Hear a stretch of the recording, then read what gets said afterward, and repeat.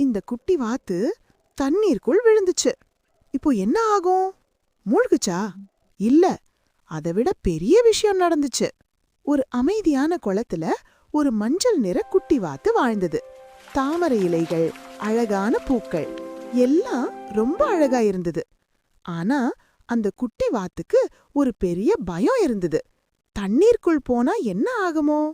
அதனால் அது எப்போதும் குளத்தின் ஓரத்துல தான் நின்னுக்கிட்டு பார்த்தது.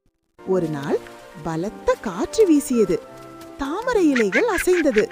அந்த குட்டி வாத்து தவறி தண்ணீருக்குள் விழுந்துச்சு. அதுக்கு ரொம்ப பயம். ஆனா அது மூழ்கவே இல்ல. அது மிதந்துச்சு.